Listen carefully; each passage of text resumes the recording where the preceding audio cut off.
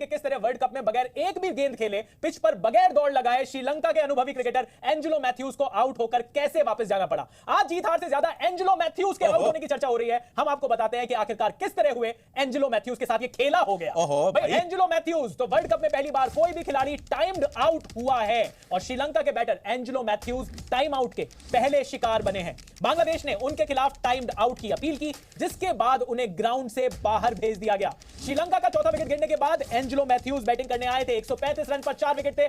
तब Angelo Mathews आए थे, लेकिन इससे पहले कि वो बैटिंग करते उन्होंने देखा कि उनका हेलमेट खराब है, उसका स्ट्रिप टूटा हुआ है। तो स्ट्राइक लेने से पहले उन्होंने डगआउट से एक नया हेलमेट मंगवाने का इशारा किया और यहीं पर उनके पीछे पड़ गया टाइम्ड आउट का नियम। क्या होता है ये नियम, अब जरा वो भी समझिए। देखिए, क्रिकेट में किसी भी खिलाड़ी के आउट होने या रिटायर होने के टाइम पर अगले खिलाड़ी को 2 मिनट के अंदर, ये नोट करना प्लीज, 2 मिनट के अंदर खेलने के लिए तैयार होना होता है और उसके बाद अगर वो नहीं पहुंचता क्रीज के ऊपर तो उसे उसी वक्त आउट करार देने का नियम है। लेकिन गलत हेलमेट लेकर आने और फिर दोबारा हेलमेट मंगवाने की वजह से एंजेलो मैथ्यूज को काफी देर हो गई थी। 2 मिनट से ऊपर का टाइम हो गया था, जिसके बाद बांग्लादेश के जो कैप्टन है शाकिब अल हसन, उन्होंने अंपायर से बड़ी ही एक ओछी हरकत करके उन्होंने बोला कि देखो टाइम आउट की मैं अपील कर रहा हूं, प्लीज यहीं पे कर दो, आप आउट कर दो। अंपायर ने भी हैरान होकर कई बार पूछ लिया कि भाई साहब ये आप सच में करना चाहते हो, नहीं करना चाहते हो। शाकिब ने 2-3 बार हां कहा। उसके बाद अंपायर का इशारा देखकर एंजेलो मैथ्यूज भी मतलब एकदम शॉक में आ गए थे यार कि ऐसे कैसे कौन कर सकता है, और शाकिब से बात करने की भी कोशिश करी उन्होंने, लेकिन उन्होंने अपना टूटा हुआ हेलमेट वहां पे दिखाया, काफी आर्ग्यू करा कि देखिए ये दिक्कत है, लेकिन कोई नहीं माना। शाकिब अल हसन बिल्कुल नहीं माने उस बात पे और बांग्लादेश ने भी अपना फैसला नहीं बदला, जिसके बाद एंजेलो मैथ्यूज को बिल्कुल मतलब हक्के बक्के रह गए, बिल्कुल एस्टोनिश हो गए और उनको उसी वक्त गुस्से में हैरत में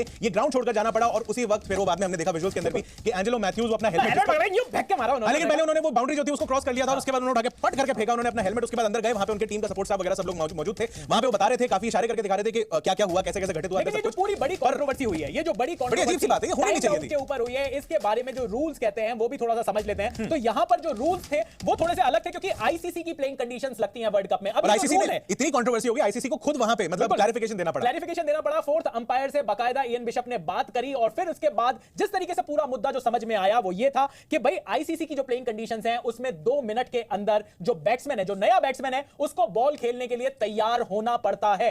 यही जो 2 मिनट का ये जो आईसीसी प्लेइंग कंडीशंस में हम आपको टाइम लिमिट बता रहे हैं, एमसीसी यानी कि जो क्रिकेट के जो लॉज बनाता है, एमसीसी के जो लॉज हैं उसमें ये ड्यूरेशन 3 मिनट का है। लेकिन बड़ी बात ये नहीं है कि वहां पर 2 मिनट हुए थे या 3 मिनट हुए थे, क्योंकि आईसीसी की प्लेइंग कंडीशंस को माना जाता है आईसीसी टूर्नामेंट में, तो यहां पर 2 मिनट आईसीसी की कंडीशन उन्होंने यही कहा था अंपायर ने कि वो सुपरसीड करती है एमसीसी के लॉज को। और इसी वजह से जब उन्होंने इनफैक्ट पूछा भी सवाल ये पूछा था कि जब हेलमेट उनका टूटा हुआ था, जब उन्होंने बोला मेरा क्रिकेट गियर जो है मैलफंक्शन कर रहा है, उस टाइम के बाद क्या अपील हुई थी, उन्होंने कहा कि नहीं ये पहले ही हो गई थी और इनफैक्ट उनके 2 मिनट वो हेलमेट चेंज करने से पहले ही वो जो था वो 2 मिनट पूरे हो गए थे। करो कभी करो या नहीं करो, भाई जो फोर्थ अंपायर है वो उसको टाइम करता है कि जब कोई डिसमिसल होता है तो उसके बाद जो प्लेयर है उसको आने में कितना टाइम लग रहा है, और 2 मिनट के अंदर जो प्लेयर है उसको बॉल खेलने के लिए तैयार होना होगा। यानी कि आपने अक्सर देखा होगा कि अगर बैट्समैन आते हैं अपना सब कुछ टाइम लेते हैं, क्रीज पे सेटल होते हैं, कुछ उनके वो होते हैं कि पहले पैर को कुछ करा, पहले ग्लव को कुछ करा और उसके बाद गार्ड लेते हैं। आपने देखा होगा अंपायर से पूछ के गार्ड लिया जाता है कि किस लेग स्ट्रिक पे खड़े हैं, मिडिल स्ट्रिक पे खड़े हैं। ये सारे काम करने के बाद उनको बिल्कुल तैयार होना चाहिए कि बस बॉलर अगर आता है बॉल डाल दे। बॉलर तैयार है तो बैट्समैन को तैयार होना पड़ेगा 2 मिनट में। अगर बॉलर घड़ी एनीवे चल रही है तो यहां पर एंजेलो मैथ्यूज तैयार नहीं थे। अब जो बड़ी बात जो इसमें हो रही है वो ये हो रही है कि शाकिब अल हसन का ये जो डिसीजन था, ये जो आउट होने का डिसीजन था, इस पर बड़ी कंट्रोवर्सी हो रही है कि यार यहां पर बांग्लादेश ने चीटिंग करी है। चीटिंग तो ये चीटिंग नहीं है,